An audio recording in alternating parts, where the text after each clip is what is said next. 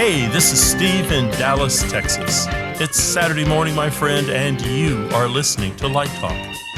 Good morning. This is Zach coming to you from Washington, D.C. And today we will be discussing distracting lighting, university politics, noise in a small theater, being stuck in the past, and shiny awards, all on Light Talk. And this is Brackley coming to you from Las Vegas, Nevada. And if you don't already know, you are listening to Light Talk, and we are the Lumen Brothers. Yes, we are. And welcome, everyone, to episode 318. So have you guys heard anything from David? Is he just lost in Canada somewhere doing opera? Haven't heard a word. Yeah, I've seen some pictures. He has a handsome cap that he's wearing. I saw that. So he'll be back with us, I guess, in a week or so. So he's up there just lighting the hell out of Tosca. You know, I have some industry news today. The Writers Guild, about the strike, I'm sure. And it's interesting, one of the things they're arguing. So they're demanding a whole bunch of changes from the Alliance of Motion Pictures and Television Producers, from an increase in pay to receiving clear guidelines around working with streaming services. But as part of their demands, the WGA is also fighting to protect their livelihoods from AI. In a proposal published on WGA's website this week, the labor union said AI should be regulated so it can't write or rewrite material, can't be used as source material, and that the writer's work can't be used to train AI to replace them. What do you think of that? A little late for that, isn't it? The train's going out of the station already, I think. AI is coming for all of us, man. It is coming for all of us. Well, we use the AI visuals for some of our research. Some of our lighting designers are doing that, which is great. But the whole writing thing is kind of scary. Yeah, I'll tell you, my brother-in-law is an author, and I went into ChatGPT and I asked it to tell me a story about Garfield the cat in the style of him, the author, and it churned one out in about 10 seconds that sounded like it could have been written by him. And then I tried it in the style of Ernest Hemingway, and then in the style of a fourth grader, and every time the fourth grader one was fascinating because it included spelling errors in it. So I think that, as you said, it's already there. So we just have to, the one thing that's interesting about it is you can reverse engineer it too. You can feed it a story or a document and ask it if it was generated by AI or if it was written by a person, and it can usually tell. So how are they going to regulate it? I have no idea. I mean, it seems like it's going to be banned. Right. That may be the part that they concede on. That would probably be an easy part to kick that can down the road for a while. Right. Well, when you design a show, we always design one thing that can be the thing that gets cut, so we get all the stuff we want. Is that how you do it? Yeah. I'll have to remember that. I mean, the interesting part too there is the streaming royalties, because I think that also has an impact on our industry with all the cinecasting and things like that Broadway HD channel that's available for streaming, where at least in the past, when I've worked on projects that ended up on one of those services, we usually got some kind of buyout. We didn't get a royalty. So, they might give us a certain amount of money, and then they might make a ton more off of broadcasting whatever they've filmed. And I think that that's still one of those challenges that we're dealing with whenever our union goes in for a collective bargaining agreement. The cinecasting is becoming a bigger and bigger issue. And did you think your buyout was fair? I mean, I thought it was fair, but it was also in like 2012 or 13. So now I'm not so sure. I know. I did back during the COVID days. I did a play that was shot so that it could be streamed. And I was surprised that at the end of that run, the company had sold 20,000 tickets around the country. Wow. And you got how much from that? I didn't. I don't think I got No one expected that kind of revenue to come in. So I can't imagine if it's something super high quality, the amount of money that's coming in on that project. So it is a sticky wicket there to figure out what your percentages are. Yeah. If they're just giving you a buyout as opposed to a royalty. It's true. And I think that for some of those services, reporting how many people have streamed it is not normally part of what they provide. So they're not expecting us, like in the same way where, as in theater with royalties, that they're required to tell us what the gross was so we can figure out how much we're going to get and all that other stuff. I think that these streamers prefer to just, One hand lump you sum. a pile of cash and tell you to go away. Yep. I guess it's time to give a shout out to everybody who's about to graduate. We have all of these students who are getting their bachelor's or their MFA, and they're about to hit the job market here in a couple of weeks. Yeah, yeah. Have you guys got your reservations made for LDI this year? It's just a few short months away. Yeah. Yeah, it's gonna be a crazy time because the week before is when the Formula One is here in Vegas, and it's just going to be very crowded. That's why she moved it, because the hotel rates during Formula One are like 4 times what they normally are, at least. I'm glad it moved because it's not going to interfere with any productions that I'm watching. Right. I need to kind of be in Dallas when my students are mounting a show. So for me, at least, this was a really good time. And the Formula One has been signed for 10 years, so this might be the same time every year. Yeah, and it was also this, for the last few years, the same week as the IAAPA trade show, which is in Orlando, which I think is part of the reason that they've not been in Orlando anymore. And that trade show is really more geared towards theme parks and stuff like that. But there's a tremendous amount of crossover in the people that attend. And I know last year, some people were going back and forth, and that I thought that was just exhausting. It sounded to me to do both in the same week. But this year, one of the things that I'm happy about, since there is no crossover, is I'm going to be in charge of all the things that involve projections and media at LDI. So, will you be possibly able to be on the LDI portfolio review this year, or is that probably not? Well, since it's still in its infancy in terms of what the schedule will be, I can certainly try to keep that open. Yep. Are you guys going to have interns this year and that type of thing? I mean, they always want to. Okay. I think there, again, I think we might have talked about this before, of how LDI is now sort of co-hosting with the Digital Signage Expo at the same time. Right. And they're sort of merging. So I think that, a lot of the Yiddish word heimische, it's like having like a family-like feeling. The family has grown quite a bit. And I think that while interns are still something we all want, that I don't even know who's in charge anymore. That's true. Okay. Well, we will keep doing postings and let people know if there's opportunities. Yeah, absolutely. All right. Well, Zach, heck, let's get started. I think you have the first question. I do.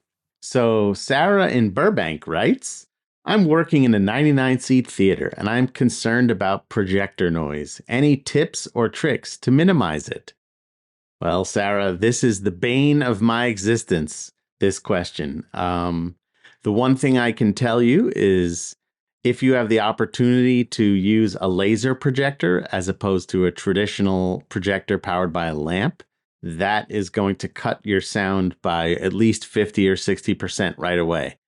The fan noise on a laser projector that doesn't require as much fan action, so you end up having a lot less noise right away. There's all kinds of things that I've seen. One of the most successful things that I ever saw was on a production I did where they built a box around the projector that had little tiny fans in it that blew on the projector. So the little fans made a lot less noise than the big fan in the projector, and enough of them in this box kept the projector cool enough that the big fan didn't have to kick in. I mean, if your 99-seat theater has a booth and you can put the projector in the booth, that's certainly helpful too, although your stage manager may complain about the noise. So sometimes it's just a game of who's going to care about the noise the least and keep the projector away from the person that cares about it the most. You know, what you could do is, if you're worried about the fan noise of that projector, you know, moving lights now have a concert mode, which the fan is running full out, a studio mode, and a whisper mode. And so the clever lighting designer now runs his or her moving lights in whisper mode. What you could do is sit near the director and say, you know, those moving lights are awfully dim, aren't they? You know, and force that lighting designer to crank up to concert mode, and then the moving lights will be so loud, the projector will be the last thing they're thinking about. Well, that's what I was thinking. Yeah. I was thinking if you have a lot of moving lights in there, the old moving lights, you won't have to worry about the projector noise at all. Do projectors not have things like studio and whisper mode on them? I mean, I know it cuts output. Not really. It's interesting. The only projector that I recall that had a switching of modes in general was the I think it was the DL3, that was like the moving light projector, and it had two modes, fast and accurate. That makes sense. It needs a third. You can have two, but not all three. Right. Fast, accurate, and quiet. I'm sure you guys deal with that. I mean, it's funny, like Brackley, you mentioned the moving lights, that I do remember a situation where everyone thought the projector was loud. And then I said, let's leave the lights on and not turn them off first. And you can hear and they're like, the projector's so loud. I said, the projector's off. Right. Well, the other thing is, what I tell some people is that if you turn all the equipment on, it becomes the white noise. So the audience becomes used to that. Depends on how loud it is. But then you don't want to turn it off, because then that sudden silence, all of a sudden people go, what's that? What's that? Yeah, I had an experience like that too on one show where the director was like, there's no projections in Act 2, so where can we turn it off after the last song that has projections in it in Act 1? And I said, you'll hear it turning off, and that will be more annoying than the fan noise. The lack of sound sometimes is as annoying as more sound. Well, and a lot of projectors, especially ones that have a lamp, the fan revs up to like high speed to cool it off as it's turning off as part of the shutdown. So you definitely don't want that happening in the middle of your production of. A number of years ago, we had those old Pani projectors, which they made a lot of noise. So we ended up putting those in the booth. Otherwise, there's no way people would have been able to live with that. But they did an opera all the time. Yeah, they can project on a pyramid, in Egypt. So you got to give up something if you want to make an image that big and bright. Yes. Do you still use them, Brackley?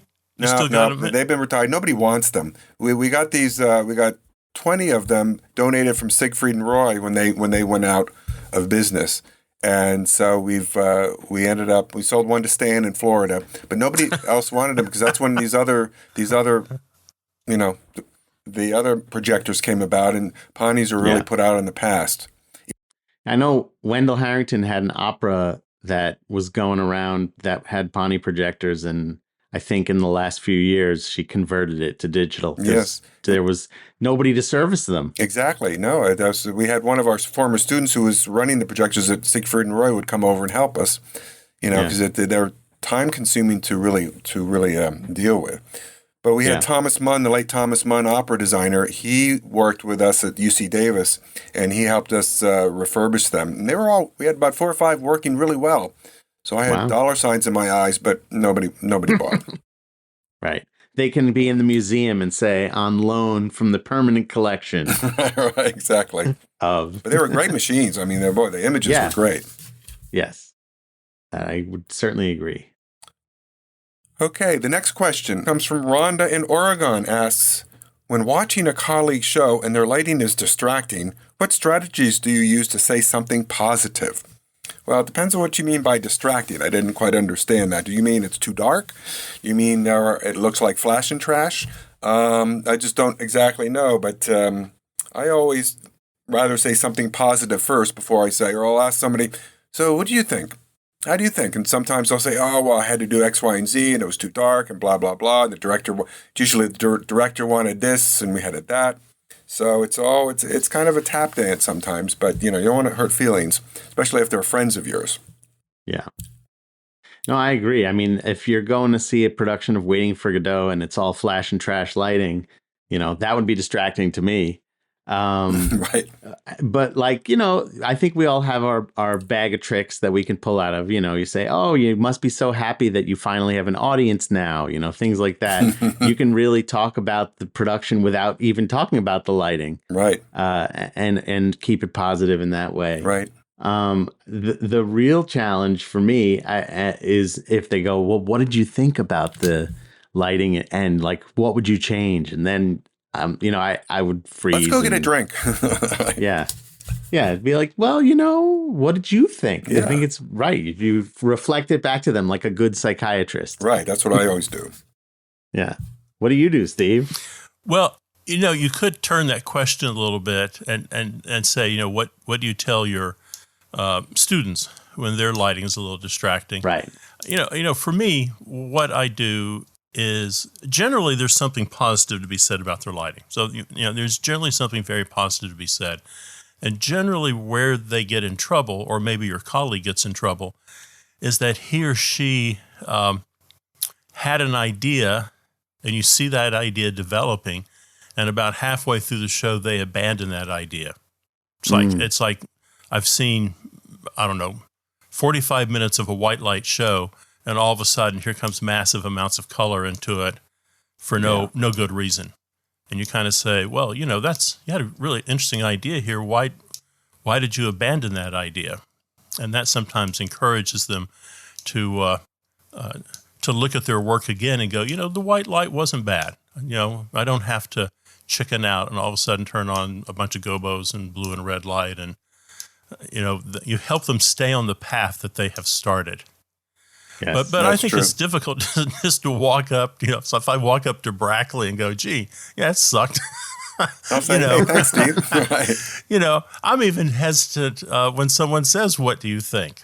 Well, the other thing is, if you're good friends with someone, you're really, really good friends and they trust you, you can be a little bit more honest and a little bit more forthcoming, I think, than if you just, they're an acquaintance.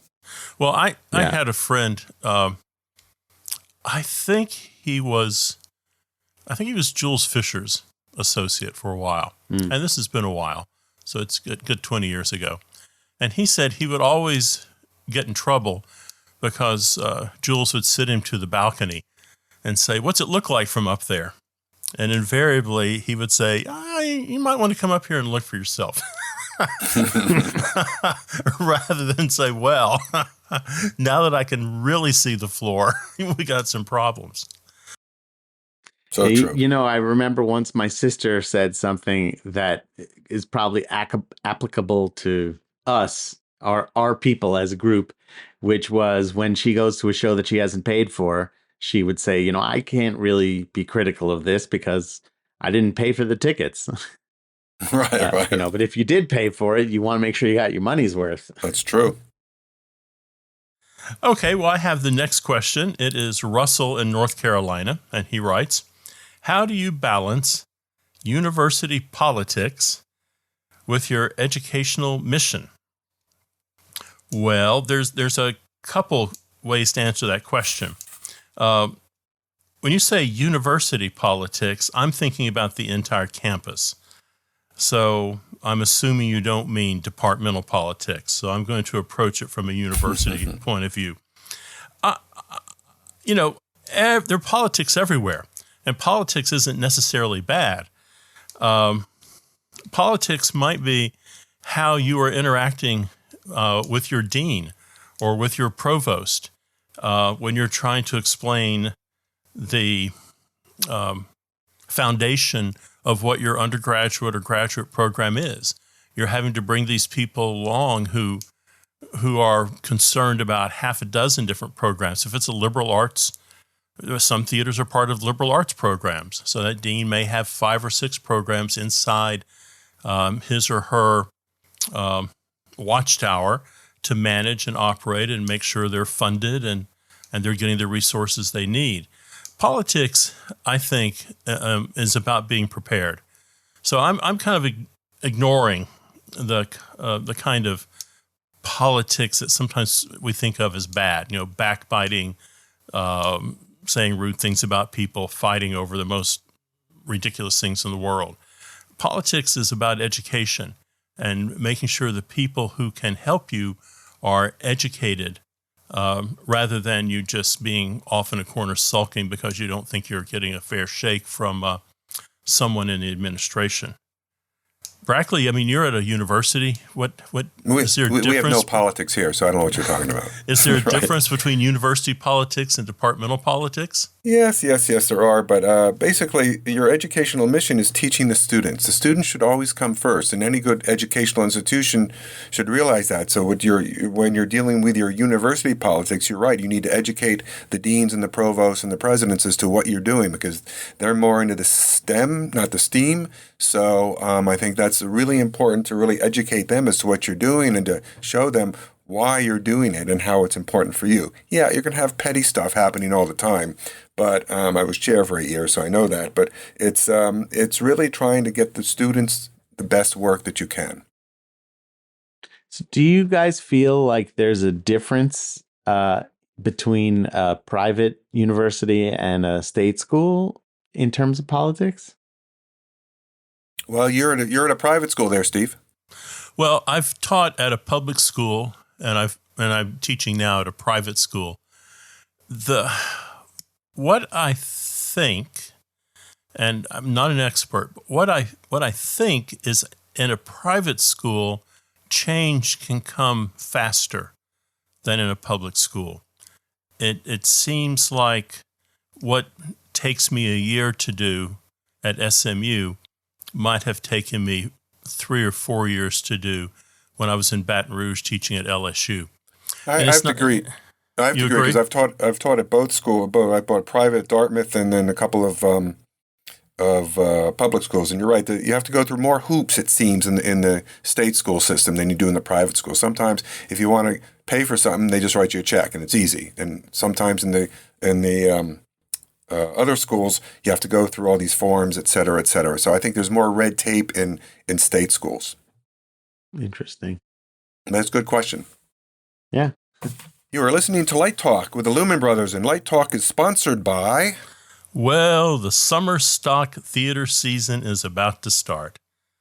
That means hot summer days, climbing light towers, and swatting mosquitoes. It also means looking for shade, putting off today what you can do tomorrow, and drinking a few cold ones. It also means your tool belt is not complete without the Citispell Focus Tool.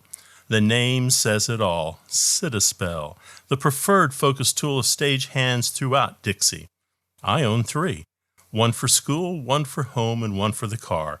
The Citispell Focus Tool's main feature is as a bottle opener, because you never know when you're going to need a frosty brew. The Citispell Focus Tool will open craft, domestic, and all those uppity European beers with ease. Not only that, but it also works with classic pull tab brews like Natural Ice Light, Michelob Ultra, and Milwaukee's Best. Why? Because you're a stagehand, my friend, and you can't afford the good stuff. The Citispell Focus Tool is unique in that its fixed position jaws fit all the nuts and bolts on every major lighting fixture, foreign and domestic, both imperial and metric. Just not very well. But that keeps the manufacturing costs low. So after an hour of slow, frustrating work, you're going to be ready for an icy brew. Did I mention it's also a bottle opener? The Citispell Focus Tool, perfect for summer stock rodeos and state fairs. So when all those Yankee stagehands can't open that bottle of Shiner, just say, well, bless your heart, and hand over a Citispell Focus Tool. The Citispell Focus Tool is not compatible with wine spritzers, Asian beers, or champagne. But who really cares? The Citispell Focus Tool. Order one now for Mother's Day. That's great. I want one of those. Now, back to Light Talk.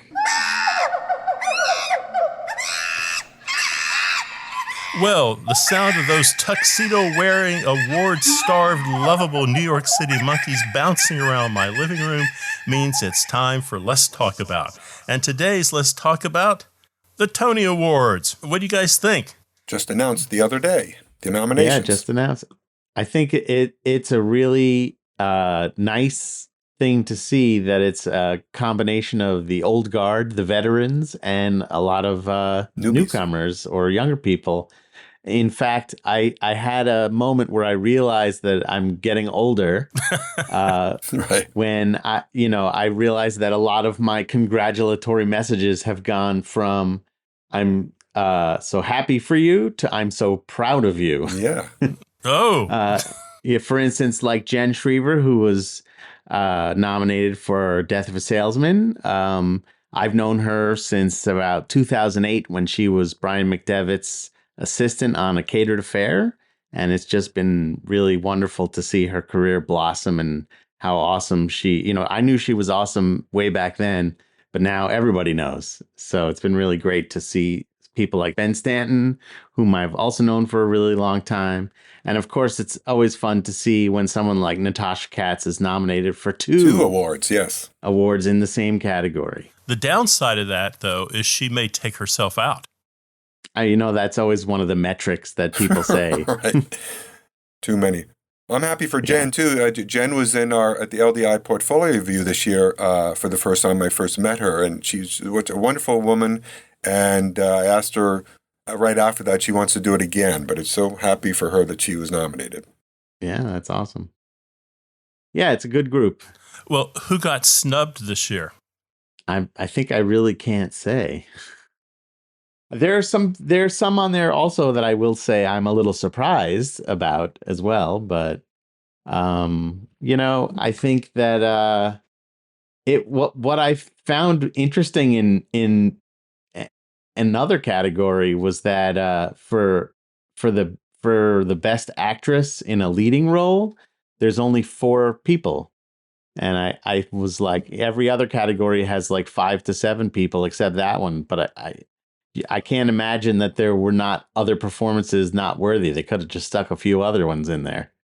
So that was surprising to me. And I know there was some controversy about New York, because it was pre-existing music from the movie, that they decided that even though there were a few new songs and new lyrics by Lin-Manuel Miranda, that it was not eligible as a musical for a new musical. Which it's always interesting when there are revivals that have been altered enough that they're now considered new. Right. You mean there's politics in the Tonys? There is. Right. What show has got the most nominations? Is it Some Like It Hot? I think so. Am I right about that? Oh, and to answer my own question, who got snubbed this year was Bad Cinderella. 35 years of Andrew Lloyd Webber on Broadway, and now he's back with Bad Cinderella. The Times, the Post, and Variety were not kind, but I think he got no nominations. It didn't, but I think he's a little critic-proof, so he'll be okay. Well, yeah, I bet he'll live. It seemed to have gotten very good reviews in London. So it's a little surprising. Yeah. Mm-hmm. I think in London it wasn't Bad Cinderella. It was just Cinderella. Can you imagine changing your name to Bad Cinderella? And then you look at the reviews that came from the Times, the Post, and the Variety. That was... Yes. I remember years ago I saw a review on Titanic, and it said the Titanic wasn't the only thing that sank last night. Yes, so, yes. You got to be careful about what you name your show. Yes, that's true. I remember one of the very first shows I ever worked on was a play called Surviving Grace. And of course, that was perfect. It was ready for reviews of There's No Surviving Grace. There's no surviving grace. Yes. So I totally understand. The other thing, I worked on a musical called In My Life, and they actually managed to manipulate a bad review to pull quotes from it and use that in their ads. So one of the things was, I think in the New York Times review, It said it had jaw-dropping moments of whimsy, but it didn't mean it in a good way, but just they cut that quote out and stuck it on the poster.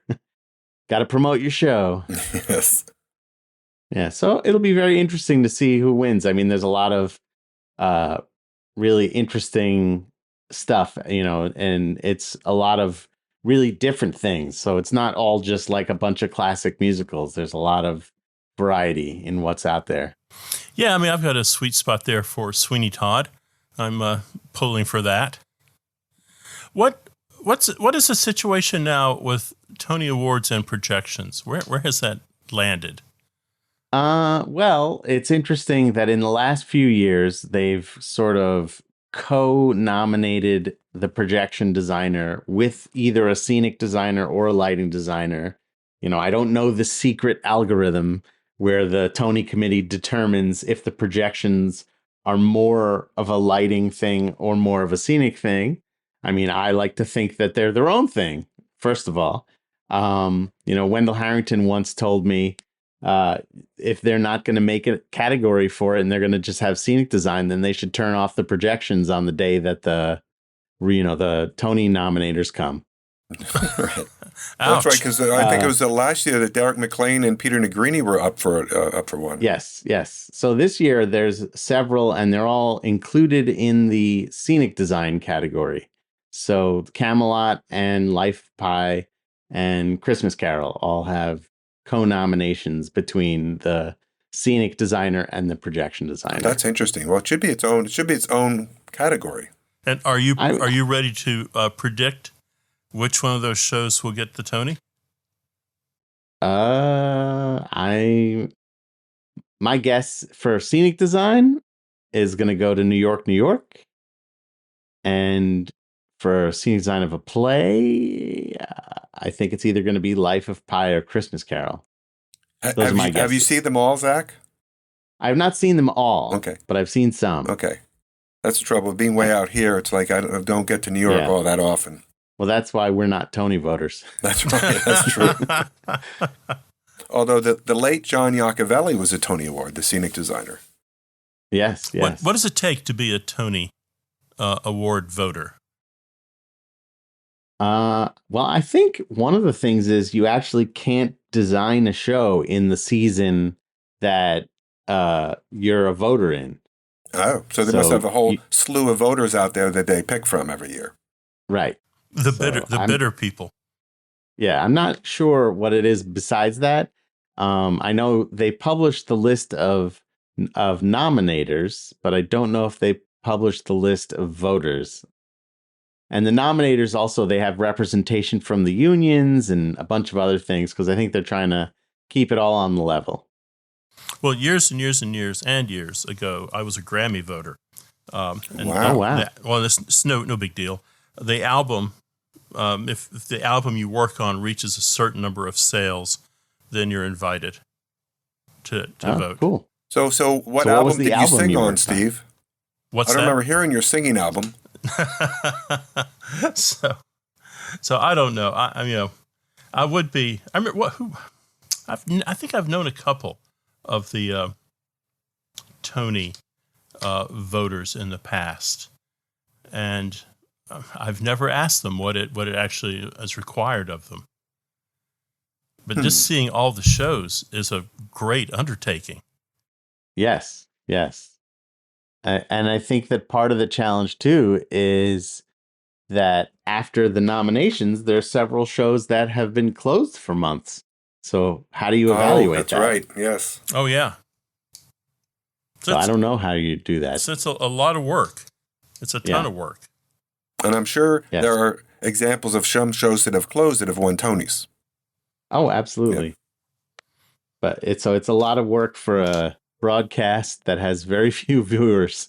Right. Is that continuing to drop? I don't know if it's continuing to drop, but I know that this year they couldn't get Radio City Music Hall, so they've moved to another theater that's like up in the Heights. So Lin-Manuel Miranda is very excited about that. I always thought it was kind of rough that you would see a photograph of a designer standing in a hallway somewhere thanking the committee for their award, giving them a whole 8 seconds to say thank you before they cut back to a musical number. And I realize, a lot of people don't want to see that, but, it's an award show.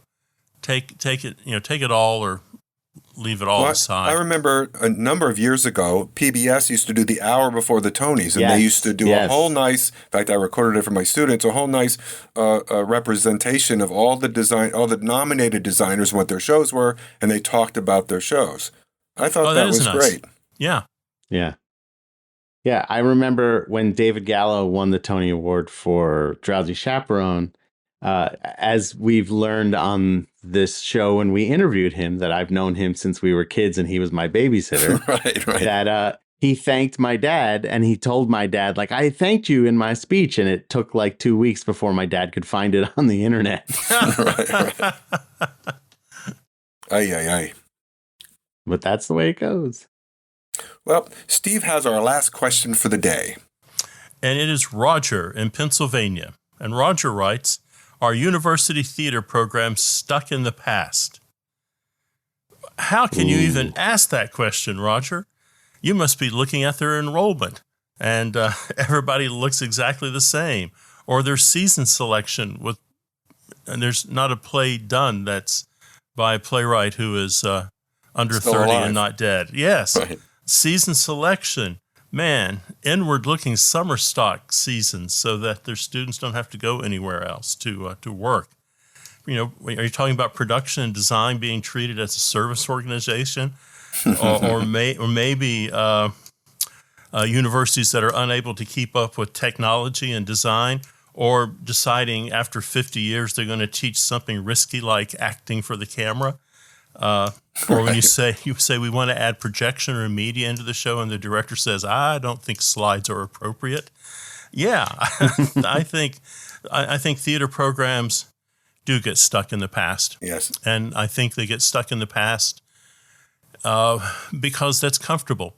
They found something that works. They found a way to provide an education that works, and so they're hesitant to try anything different, because they don't have a lot of time to fix it if they mess it up. But, I was thinking today, I'm going to heresy here. I'm not sure why we have a theater history class anymore. I know there are PhDs out there grabbing their chest right now, but do I really need another, discussion on medieval, religious drama? It's weird. If you think about the changes that don't happen, if you look at acting programs, movement and voice, has that really changed that much? There is a way of teaching that, a system. So you fall into that pattern. Design changes a little bit, but not terribly much, because often the technology that's required to advance the design program is out of the reach of so many schools across the country. They just don't have the money to invest in a state-of-the-art console or a visualization program. It's difficult. It's difficult. It'll be interesting to see what happens as universities more and more start moving to professors of practice. The universities are kind of phasing out, it feels like they're phasing out tenured lines, replacing that with professors of practice. And I guess the idea is that you have someone who is young and starting their career, who is going to be at your school for 3, maybe 5 years max, and then you're going to replace them, and then replace them, then replace them. So you always have a fresh, innovative approach in the classroom, people bringing current ideas into the classroom. So I'm anxious to see how that plays out. I think you're right in a lot of what you said, but I also think some university programs are looking into more live entertainment, and they're really branching out onto these other forms of live entertainment, and not just waiting for Godot and Shakespeare, because there has to be a balance there. But I know some programs like ours, I want my students more well-rounded, and they take cinematography, they do architectural design. So I think it depends on the university. I guess some are, as you say, quote, stuck in the past. But I think others are really realizing that there is more to at least in the design realm, there's more to things than just doing straight plays or even musicals. So I think there's a balance there. But I also think that there are programs that are being a little bit more innovative. Oh, I absolutely agree with you. I absolutely agree. The schools that can are expanding, as you suggest, into whatever entertainment design is. I think schools are trying to figure out what media or projection is. I think we're trying to figure it out. And some schools are going to be successful, and some schools, are just not going to have the resources to compete. Well, and also you say the professor of practice, so we need to probably define that to people who don't know what it is. It's really bringing in professors that aren't tenure track or don't have the possibility of getting tenure. So they can be at a university for 5 years, and then they can say, okay, I'm going to go somewhere else. So that is, I think, bringing younger people in, not necessarily the professor of practices, but bringing the younger generation and the media designers in is so important, because some of these university theater programs have people like my age who have been there for a long time, but who are maybe stuck in the past. But I think the younger generation, and if we breed these younger students, that theater's more than just waiting for Godot. I keep mentioning that, but I think that's where it's at, to get the energy going and get the energy of new, exciting. There's a lot of excitement out there. I mean, a lot of also immersive theater that's totally different than standard theater, which I think I know some of our students are very much involved with. We have this Meow Wolf at the Area 15 here in Vegas that some of our students are working at, that are just really, really exciting stuff. Talk about projections. Oh, my Lord. There are just tons of projections. And it's really exciting to see where we're going in that aspect. And the whole, the Electric Daisy Carnival stuff that's happening. I mean, concert, there's so much more than just doing the school play. Well, I'm sure you can list a fairly detailed list of people in Las Vegas that you would like to bring in as a professor of practice for a couple of years. Yeah, I like Benny Kirkham, who's a phenomenal programmer. I've always wanted him to come. Trouble is, like, these people are working all over the world. But during the pandemic, he wasn't doing anything, so he came and he taught a whole class with us on show control in the Grand MA, and we're just so fortunate to have him for that semester. Absolutely. But getting people in, I mean, people have a job and they're working. Right. But with Zoom, it's great. I hated teaching on Zoom, but Zoom is great because I've been bringing in either designers or programmers to, at least talk to the students. Having been a professor of practice before, I would say that it's a really good thing, because you get, not only do you have access to somebody who's working currently, but that person also has access to their own peers to possibly bring in as well. And you don't have to worry about committees. Right. But one of the challenges that I encountered, which I think kind of harkens back to the question about politics, is that some of the reason that the theater program was stuck in the past is that the people who were above the people in the theater program are making some decisions about things that they don't really know anything about. And so, the politics sometimes can prevent growth from happening. But one of the things I always tried to do was, like the Montessori method of meeting the students where they're at.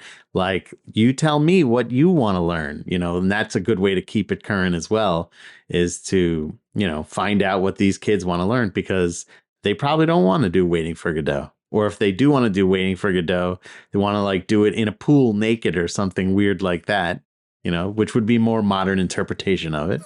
So you can go to, that's the CalArts method. The CalArts method. Yeah, I think that, I think you're right. But a lot of the people who, as you say, who run the programs don't see it that way. Yeah. It's funny you bring up Waiting for Godot, because that's probably I'm going to say that's our worst example, because you have the estate. I worked with a director and a designer who had decided they were going to stage Waiting for Godot backstage of the Teletubbies.